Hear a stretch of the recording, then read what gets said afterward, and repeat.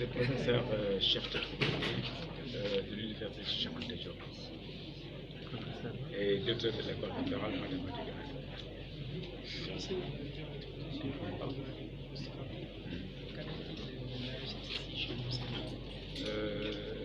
et tout à l'heure, j'ai fait un exposé sur la cryptographie quantique, particulièrement sur les enjeux et les perspectives. Avant de parler de la cryptographie post-quantique, j'ai d'abord parlé de la cryptographie d'une manière globale, la cryptographie classique. Vous savez, la cryptographie, son rôle, c'est la sécurité informatique et la sécurité matérielle. C'est deux choses différentes. La sécurité informatique, ça porte sur les algorithmes, sur les logiciels. Et il y a l'autre côté maintenant, parce qu'après, il faudra implémenter les logiciels, il faudra implémenter les algorithmes sur le matériel. Donc, c'est deux types de sécurité qui sont différents. Alors, le grand problème maintenant avec la cryptographie classique, c'est qu'il y a l'avènement de l'ordinateur quantique.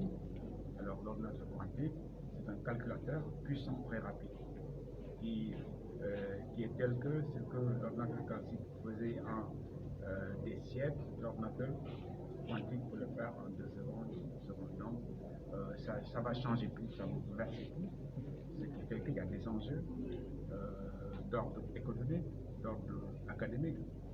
Les enjeux d'abord, c'est on est menacé, tout le monde est menacé par cet ordinateur-là. Qu'est-ce qu'il va falloir faire? Est-ce qu'il faut croiser les bras? Je pense non. Donc c'est pourquoi les chercheurs ont mis en place une cryptographie qu'on appelle la cryptographie post-quantique. Et cette cryptographie va baser sur des problèmes mathématiques difficiles qui sont différents de ceux de la théorie des nombres et des courbes elliptiques. Donc en fait, ils ont retenu les chercheurs 5 familles de mathématiques sur lesquelles on peut faire la cryptographie post-quantique. Il s'agit de la théorie des cordes, il s'agit des réseaux arithmétiques, de l'algèbre multivariée et de l'isogénie. Donc en fait, on dit que si vous faites la cryptographie en se basant sur ces familles de mathématiques-là, vous avez la chance de n'être pas prêt. Même si vous êtes attaqué, on peut résister aux attaques. Donc j'ai parlé des enjeux, mais aussi j'ai parlé des enjeux, vous voyez, donc apparemment d'autres marchés vont disparaître et des marchés vont se créer. Et il faut changer aussi les habitudes. Je donne toujours l'exemple du Sénégal avec les habitudes alimentaires. C'est quand on cuisine, c'est soit avec l'huile, soit avec l'eau. Si un bon jour on dit qu'il ne faut plus cuisiner ni avec l'eau ni avec l'huile, il faut cultiver avec la vapeur, ça va poser des problèmes. C'est exactement la même chose. Donc on avait l'habitude d'utiliser la théorie de nombres pour faire la sécurité. Maintenant, la théorie de nombres ne marche plus. Il faudra essayer d'autres familles de mathématiques. Et après, ça c'est les enjeux. Après maintenant, il y a ce qu'on appelle les perspectives. Donc, nous, au niveau local, nous avons l'intention, nous avons déjà fait ça en répondant à l'appel de Nice, en proposant un candidat qu'on appelle DAX. Et après maintenant, il y a un autre appel que Nice a lancé. Nice, c'est National Institute of Standards and Technology, c'est une agence américaine qui s'occupe des standards en cryptographie, mais d'une manière générale de tous les standards informatiques.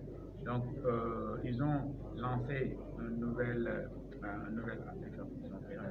appel pour la signature post-quantique. Donc, nous, on va se préparer au niveau de l'université, du laboratoire d'algèbre, de cryptographie, de géométrie algébrique et application pour répondre à cet appel-là.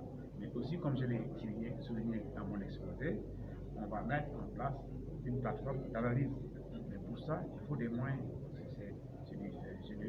Ça demande des matériels. Et quel est le rôle de cette plateforme-là? C'est que vous avez votre schéma, vous l'avez implémenté sur des matériels, parce qu'en fait, les attaques les plus importantes se passent sur les matériels, sur le matériel électronique. Donc, vous l'implémentez sur le matériel électronique, on va regarder est-ce que votre schéma est robuste ou non. S'il n'est pas robuste, il faut le corriger. S'il y a des failles, il faudra les corriger. Et après maintenant, faire des recommandations et après la plateforme va vous donner, si tout est OK, on va vous donner un certificat. Donc en fait, ce sera une plateforme vraiment technique. En tout cas, nous, on aimerait bien, parce que c'est un projet qui est en cours, on aimerait bien travailler avec l'académie pour finaliser ce projet-là.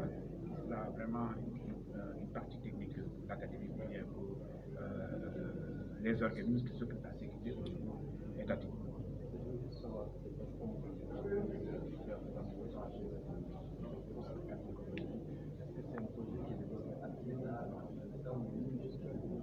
En fait, ça, c'est un projet de recherche. Nous avons déjà, je l'ai déjà souligné, du temps où le professeur Cheikh Bakaï était directeur de la recherche, nous avait appuyé pour un financement et avec ce financement-là, on a pu acquérir du matériel. Mais bon, c'est pas suffisant.